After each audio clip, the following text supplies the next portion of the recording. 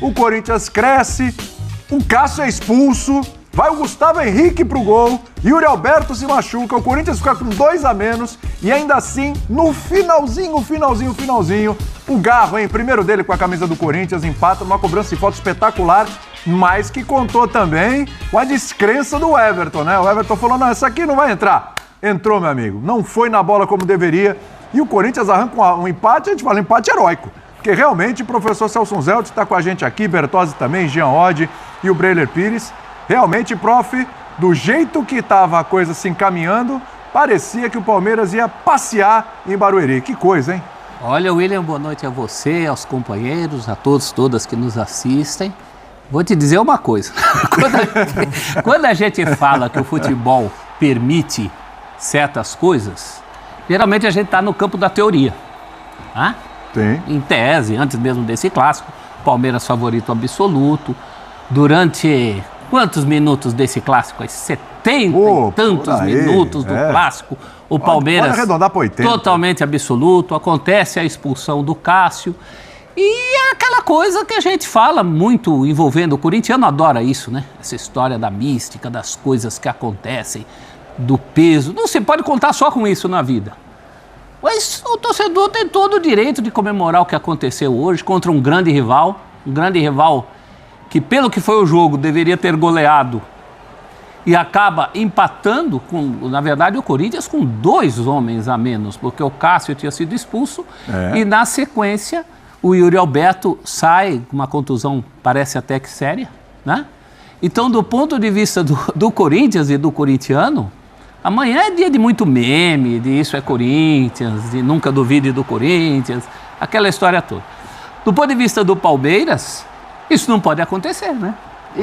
Acho que a cara do Abel demonstrou isso, por mais que se justifique pelas mudanças, e eu acho, essa é uma velha tese minha, com essas 5 mudanças no futebol, isso descaracteriza muito o jogo. O Palmeiras se descaracterizou demais, o Corinthians até melhorou o seu rendimento naquele fim, com as substituições, mas o que aconteceu foi muito mais coisa do futebol, eu digo da entidade futebol, do que do jogo de futebol que a gente assistiu hoje, né? Quando é que você vai contar também que um goleiro do tamanho do Everton, né? Ele vai... Aliás, o Cássio, para mim, falhou no primeiro gol, mas o Everton também falha. A partir do momento que ele vai na bola, no meio do caminho, ele muda a decisão dele. Quer dizer o quê? Copo de vista. Gustavo Henrique foi o melhor goleiro em campo. O melhor goleiro em campo foi o Gustavo Henrique, que não tomou gol. Até porque o Ranieri evitou que ele tomasse um gol. Olha a história desse jogo. Isso no final ainda teve jogo. isso. Meu Deus do céu, ainda teve essa dose de emoção. Jean, me explica aí o que aconteceu com o Palmeiras, pelo amor de Deus. Tudo bem? Tudo bom, William? Boa noite, companheiros. Pois é. Bom, primeiro acho que o Celso foi perfeito, né? É um roteiro que talvez só o futebol permita, porque existem outros esportes em que viradas improváveis acontecem, mas vou citar o tênis, por exemplo, né? Você sabe que tem um match point que ele pode dar uma vitória para um tenista, mas você sabe que se aquele game for vencido pelo outro, o tênis às vezes muda tudo de uma hora para outra. Sim. No futebol, você olhando para como foi esse jogo, para como estava a partida, para a quantidade de gols que o Palmeiras desperdiçou mais uma vez, né? Esse é um problema recorrente. E o Abel tem falado disso toda vez que toma os empates no finalzinho dos jogos. É a 3ª vez já que isso acontece, né? O time segue invicto, mas toma sempre empate no final dos jogos. E toda vez que isso aconteceu, o Palmeiras tinha perdido muitas chances de gol. Não foi diferente hoje, como disse o Celso, poderia ter goleado. E aí, aqueles roteiros espetaculares que só o futebol propicia, porque quando estava 1-0, você ainda fala, se não matar o jogo, né? Aí o Palmeiras faz 2-0. Aí todo mundo imagina, acabou o jogo, né? 2-0 com a chance do Corinthians conseguir. Aí, o Corinthians acha um gol, mas logo na sequência tem o seu goleiro expulso, fica com um jogador a menos, o Yuri Alberto se machuca e o Corinthians fica com 2 jogadores a menos. E aí, para tornar tudo mais espetacular e mais improvável, o Everton falha feio, né? Porque foi uma falha feia, foi pior do que a falha do Cássio. Eu também achei. Eu também acho que a falha do Cássio aconteceu, mas enfim... Ele desistiu do lance, Ele desistiu do lance, tirou a mão e deixou a bola entrar. Basicamente foi o que aconteceu. E depois, ainda no final, o Gustavo Henrique, coitado, ia tomando um baita frango. E aí o Ranieri salva em cima da Anitta. Assim, é uma loucura. Eu acho que para o Corinthians acaba sendo muito importante, porque ao invés de ser goleado, o time segue invicto com o seu treinador. né? E convenhamos. Tinha perdido os 2 clássicos, né? Era a última tentativa. Exato, pela primeira vez não perde um clássico, mas vem numa sequência de 2 vitórias, continua invicto com o seu treinador, quer dizer, isso de alguma maneira ajuda, dá moral, empolga o torcedor. Acho que do ponto de vista anímico, mais do que da questão da pontuação, é algo muito relevante para o Corinthians. E o Palmeiras, acho que mais do que as falhas no final, os gols sofridos, o Palmeiras precisa parar de perder gols, porque isso tem sido uma constante nos jogos que ele ganha e nos jogos que ele empata. Impressionante. Você falou aqui da pontuação, né, Jean? 10 pontos, é isso, né? A Inter de Limeira tem 2 jogos a menos, vai jogar agora. Aliás, começou o jogo da Inter, está com 13 pontos, Mirassol já está com 14, são 4 pontos a mais, e o Bragantino com 15 e tal. Ainda está um pouco difícil para o Corinthians essa segunda posição. Mas dá uma moral, hein, Bertozzi? Dá uma moral pro time que até pouco tempo atrás, 3 pontinhos só, jogando mal, ninguém acreditava no Corinthians, uma bagunça e tal. De repente, 2 vitórias e esse empate heróico com a cara, né? O carimbo do Corinthians ali, né? William, boa noite. Boa noite a você, companheiros, fã de esportes. Sempre fica ali trocando de roupa, né? Esperando entrar no ar. Sempre você pensa o que você vai falar, né? Pois é. Mudou tudo, hein? E aí na minha cabeça tava vindo o seguinte, falar, às vezes o clássico te surpreende, mas esse não surpreendeu em nada, porque o projeto esportivo mais longo, mais consolidado, mais vitorioso nos últimos anos. Eu tava pensando nesse discurso agora há pouco. Eu tava pensando nesse discurso minutos atrás. É isso. Né? Contra um projeto que está sempre em reformulação, em recomeço, né? E que está de novo numa remontagem de time, num técnico que acabou de chegar. Então, o roteiro normal para esse jogo, nem sempre o roteiro do clássico é normal, mas o normal para esse jogo estava se desenhando. Estava se desenhando com alguma tranquilidade. Inclusive, o roteiro normal para esse jogo seria, depois da expulsão do Cássio, o Palmeiras fazer o 3-1 e acabar. Pois é, resolveu parar. Mas não, os acréscimos aconteceram da maneira que eles aconteceram e que bom que foi assim pro neutro é ótimo. As emoções dos torcedores envolvidos são totalmente contrastantes agora, porque o corintiano está eufórico e o palmeirense está, de fato, muito chateado. Mas acho que para quem estava vendo o jogo ali apenas para ver um espetáculo de futebol no final do domingo, acabou vendo coisas incríveis no final. O que diz para a sequência da temporada? Eu acho que se tem alguma coisa que o Abel e técnicos que pensam como ele odeiam, é a sensação de não ter o controle, de não ter o jogo decodificado aqui na sua cabeça, de algo que fuja a sua capacidade de ter o controle. E quando ele viu isso acontecer, especialmente depois do primeiro gol, você viu a expressão dele no segundo gol ali pesada, né? De quem essa volta pro vestiário... Tô curioso pra coletiva. Certamente não é muito legal. E o corintiano, eu tô de frente aqui pro professor Celso Zelt, que é um mestre no conhecimento da alma corintiana, o corintiano, ao longo da sua vida, ele não conviveu com timaços a vida inteira. Conviveu com alguns timaços que você recita do 1 ao 11. Mas conviveu com alguns que eram extremamente lutadores, que eram extremamente dedicados e que, de alguma maneira, se recusavam a perder. E o Corinthians tem alguns jogos desses na sua história, né? E talvez a gente fale desse jogo daqui a algum tempo, porque... Não, o próprio confronto Quantos roteiros desses tivemos? Não, só de ser contra o Palmeiras, assim como seria do Palmeiras contra o Corinthians, isso já valoriza para sempre. Tem o gol do Ronaldo, o fenômeno no último minuto, voltando. Presidente prudente. Eu assisti um Corinthians e Santos. O Corinthians perdia do Santos por 1-0. O Ronaldo foi expulso. Entrou o Elias, lateral esquerdo, no gol. De 1,5 m. E o Corinthians, dos 40 aos 45, virou contra o Santos. Morumbi esse jogo, Morumbi. né? Ah, eu lembro disso. E não se classificou, claro, disso, porque se classificou o grande time do Vitória da Bahia. Né? O Vitória tinha um belo time. O técnico era o Mário Sérgio, não era? O técnico era o Mário Sérgio. O Corinthians perdeu um jogo só naquele campeonato para o Vitória. E isso foi fundamental para que a classificação fosse do Vitória. Então, acho que são coisas separadas, né? Vale a euforia do momento, do derby, deste derby. E agora você não pode apostar o seu futuro só em ocasiões assim. Assim como o Palmeiras também não aposta o seu futuro só em ocasiões assim. O trabalho, o Léo falava do discurso que a gente preparava.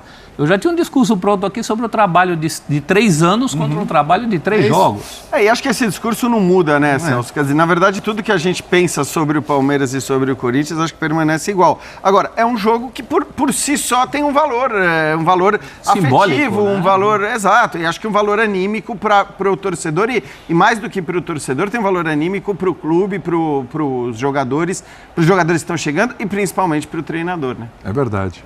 O Breiner, acho assim, comparando, vamos lá, porque algumas coisas que aconteceram durante o jogo forçaram algumas substituições, inclusive do Abel. O Endrick sentiu, né? Claro. Então, acho que ele teria terminado a partida. Mas assim, dá para dizer que o Abel foi melhor do que o Antônio na escalação e nas opções táticas mesmo, dentro da escalação. E depois, na hora das mudanças, aí o Antônio Oliveira levou a melhor sobre o Abel? Boa noite, William, Boa noite. companheiros. É uma questão difícil, porque, de fato, o Palmeiras foi superior na maior parte do jogo. O Palmeiras termina com mais finalizações, com mais posse de bola. Teve o controle da maior parte do jogo. A escalação do Abel funcionou muito bem, não só por ter Endrick e Flaco Lopes, e o Endrick resolve um problema do Palmeiras com essa formação, com 3 homens no meio campo, que era a falta de profundidade. O Endrick dá isso, velocidade para as transições. Então funcionou muito bem essa formação no Clássico. Caramba, naquela distância... A cobrança acertar o foi gol, ótima. né? Exato. A baita cobrança. Acertar daquela maneira, e a gente já viu. No limite. O Rojas Veja a trave. tentou vários chutes desse tipo, não conseguiu acertar. O cara foi lá num clássico, praticamente no último lance do jogo, e acerta. Marca Antes um dos golaço. reforços não tinha um E ela jogador bate para na- chamar para fazer Não, isso. então, Ela Desde que o raspa a Roger trave, Guedes foi né? É embora. bom dizer Bate que na trave, né? a falta foi muito bem batida. Quer dizer, claro que a gente fala da falha do Everton porque o Everton chegou na bola. Mas se fosse um outro goleiro, poderia até não ter chegado na bola. Então, assim, é óbvio que a falha do Everton não tira o mérito do Garro. Eu só, assim, em relação às escalações, para mim foi uma surpresa, e acho que foi uma surpresa para todo mundo, porque... pelo menos do ponto de vista... Foi uma surpresa para todo mundo, primeiro a ausência do Veiga. Que aí foi uma coisa pré-jogo, né? Foi uma coisa pré-jogo, mas ele já estava, né, com problema de vista. Sim, tanto que... sim. Mas aí o que aconteceu? Que acho que isso é que tornou tudo mais curioso a hora que você olha as escalações dos dois times. Eu imaginava que o Antônio Oliveira, embora isso não tivesse... Eu imaginava que ele poderia surpreender na escalação inicial. De repente abrir mão do Wesley e colocar mais um no meio campo, porque afinal de contas você está falando de um jogo fora de casa contra o Palmeiras. E ele Então, entrou com o meio campo pouco marcador. né? exato. Então, ele entra com o Romero e com o Wesley e com o Yuri Alberto. Ele entra com os 3 atacantes. Eu, sinceramente, achava que ele fosse surpreender. E, no fim das contas, o que aconteceu por causa da ausência do Veiga é que o Palmeiras entra com um cara a mais no meio-campo. Um cara a mais de pegada, eu digo, né? Porque provavelmente, eu não sei se o Aníbal... Acho que o Aníbal não começaria jogando se o Veiga estivesse à disposição. E aí, essa superioridade do Palmeiras no meio-campo ficou muito clara também pela questão numérica. O Palmeiras tinha mais jogadores ali. E o Fausto Vera baixa a intensidade em relação ao Maicon. Muito mal, Fausto Vera. muito. Mais uma vez. né? Então, assim, acho que muito se deu... E é engraçado, porque talvez fosse o jogo para você imaginar. Esse é um jogo em que o Corinthians vai entrar mais encorpado no meio-campo e o Palmeiras vai entrar com a sua escalação normal, com um meia e 2 atacantes, né? E os 2 alas subindo muito. E no fim aconteceu o contrário. O Palmeiras entra com um volante a mais, vamos dizer assim. O Corinthians mantém os seus 3 homens de frente. E aí depois, eu acho que aí sim, as mudanças, como disse o Breiler, aí tem a ver também com o nível dos reforços que ele recebeu, e acho que isso é muito importante para o Corinthians. O Corinthians, por mais que, claro, assim, o roteiro a gente já explicou, não era o normal o Corinthians chegar ao empate, mas teve a importância, sim, da entrada dos jogadores que vieram do banco e que vieram bem, né?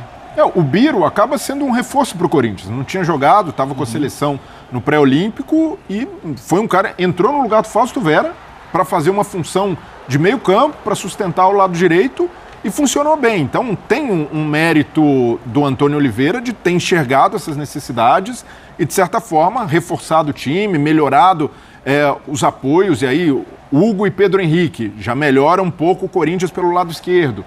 Do lado direito, a reconfiguração total. O Fagner também acabou dando muitos espaços por ali. Então, foi mexidas, de certa forma, eficazes, que tornaram o Corinthians um pouco mais organizado, mas ainda assim, se a gente pega um time com a experiência do Palmeiras, com a cancha, em estágio muito, mas muito mais avançado que o Corinthians, em termos de elenco, de maturidade, de trabalho do treinador, sofrer um empate como sofreu, acaba por erros primários, e eu digo erros primários porque eu incluo também a falta que o Rony fez. Desnecessária, Totalmente. né? Já havia sido uma falta ali no Yuri Alberto, não precisava. O Rony faz uma falta que não era só cercar. O Pedro Henrique longe do gol, tentando abrir para chutar. Tudo bem que o Rony não é um marcador, não é do ramo. Mas não pode fazer uma falta daquela no fim do jogo, o adversário com 2 a menos, só tendo o recurso da bola parada, e o Palmeiras ofereceu de bandeja com essa falta. E o Everton, goleiro também do nível dele, fazer ali um golpe de vista praticamente, tirando a mão, é algo que a gente não está acostumado. O Palmeiras pagou por isso, então tem também a desatenção do Palmeiras no fim do jogo e até uma certa displicência, porque, repito, num outro time, se fosse o Corinthians cometendo esse tipo de falha, até por tudo que está vivendo nesse início de temporada, é algo aceitável. No caso do Palmeiras, eu vejo que o Abel saiu irritado, com razão, porque entende que era um jogo que o Palmeiras tinha na mão e acabou entregando por falhas que não são normais de jogadores com a experiência que estão acostumados a trabalhar com o Abel nesse nível de exigência e concentração. Foi uma raríssima conjunção de fatores. Olha, eu vejo futebol há 45 anos. Eu nunca vi um goleiro dar golpe de vista em bola parada. Falta passar assim no nariz dele como passou. Não, quando você diz assim, dá golpe de vista em bola parada, o cara ficou parado, foi no ângulo tal, não deu, não tinha como chegar. A bola, assim, agora ele ir e parar no meio do caminho. No meio é uma bola na mão dele, você dá golpe de vista e não bola tem dois tipos de golpe de vista. Um que você acha que a bola vai e de repente ela cai, e o outro é quando você tá na bola e desiste de ir. Essa é raríssima. Esse foi o caso. Esse foi o problema. O Everton tava inteiro. Então, não é que ele parou no meio do caminho, ele parou já no fim do caminho. E eu fico, Porque parou por quê? Mas eu fico imaginando a cabeça do Everton, no fim do jogo, o time dele com 2 a mais e faz 2 faltas bestas próximo da área dele. Então ele já está ali. Eu não posso ceder mais uma oportunidade que era o único recurso do Corinthians. Você acha que ele trocou uma possibilidade de escanteio achando que ia fora? Então, ele mas fez errado. Não, fez errado. Fez errado, não pode. Não justifica o erro dele, mas imagino que o pensamento era não ceder mais uma oportunidade para o Corinthians, que seria o escanteio. E já que a gente está falando dos goleiros que falharam, e o Cássio realmente falha no gol, a bola dia ruim do Cássio, na palma da mão dele. Um dia que acabou pior ainda. Né? No lance em que o Cássio tomou o gol também, tem os antecedentes, né? A liberdade que a defesa do Corinthians dá. O Corinthians sempre deu, desde o Campeonato Brasileiro do ano passado, era o time que mais proporcionava chutes aos adversários, pelo espaço que dava. O Corinthians jogava numa outra sintonia em relação a todos os concorrentes do campeonato, inclusive a time que caiu, como o América, como o Goiás. Ninguém dava tanto espaço para o adversário. E o time, o Antônio Oliveira chegou agora, ele ainda está acertando essa sintonia.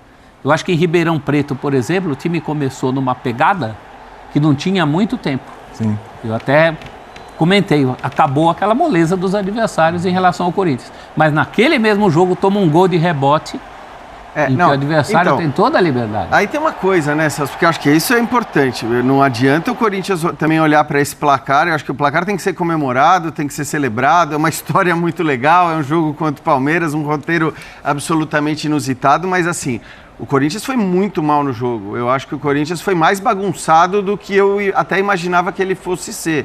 Do seu lado da esquerdo da defesa, principalmente, né? O Palmeiras atacou com muita facilidade por ali. Então, eu acho que é legal, tem que curtir o resultado, tem que desfrutar, tem que comemorar, mas acho que tem muita coisa para ser feita, tem muita coisa para arrumar. Né, Jean? E eu acho que é normal também, se você considerar que, enfim, é um elenco novo, né? O Corinthians tem um elenco novo, um técnico que acabou de chegar, que foi para o seu 3º jogo.